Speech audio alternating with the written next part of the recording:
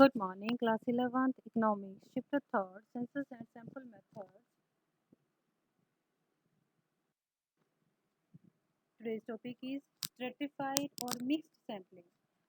हमने सैम्पलिंग को कलेक्ट करने के, सैम्पलिंग लेने के दो मेथड पहले किए थे. फर्स्ट था आपका रैंडम सैम्पलिंग मेथड और दूसरा था आपका प्रपोजिव सैम्पलिंग.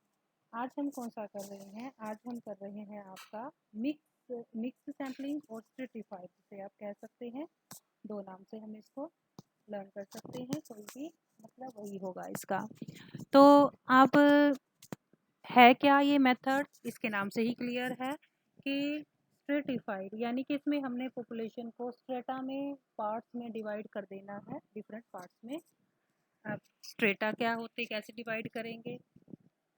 कि जैसे मान लो आपकी क्लास है, ठीक है, क्लास तो एक है 11th, बट हमने क्या किया, उसको डिफरेंट स्ट्रेटा में या ग्रुप्स में डिवाइड करना है. कैसे करेंगे? 4 ग्रुप बना सकते हैं. 4 स्ट्रीम्स होती हैं आपकी, आर्ट्स हो गई, कॉमर्स हो गई, मेडिकल हो गई, नॉन मेडिकल, यानी कि 4 स्ट्रेटा में हमने उसको फर्दर डिवाइड कर दिया. अब मान लो मुझे कोई सैंपल लेना है. अब मैं क्या करूँगी कि मेरे को 50 स्टूडेंट्स का एक सैंपल चाहिए या 20 स्टूडेंट का मुझे सैंपल लेना है.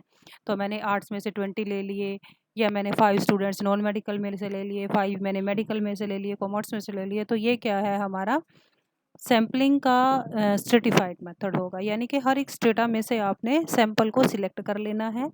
ये जो मेथड है हमारा, दो इसमें मेथड इंक्लूड होते हैं. इसका नाम मिक्स्ड भी है ना. तो मिक्स्ड क्यों है? कौन कौन से मेथड मिक्स्ड है इसमें? एक तो है आपका रैंडम सैम्पलिंग मेथड, दूसरा है प्रपोजिव. प्रपोजिव आपने जो कल किया था. रैंडम में क्या कैसे कर सकते हैं इसको? कैसे कहा कि हमने दो इसमें मिक्स हैं कि आपने डिफरेंट स्टेटा में पहले डिवाइड कर लिया, फिर आप अपनी इच्छा से कोई भी स्टूडेंट्स को ले सकते हैं.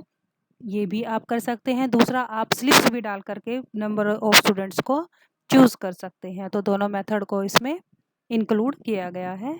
तो ये है आपका स्ट्रेटिफाइड और mixed sampling. First of all you have to divide all population into strata, then you have take sample from each strata. ठीक है, आपने हर एक स्ट्रेटा में से सैंपल लेना है, कलेक्ट करना है.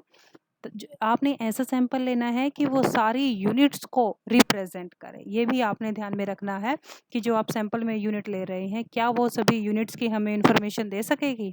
तो ये भी आपने इसमें ध्यान में रखना है. So this is all about this method. Revise this method, note down this method in your notebooks. Thank you.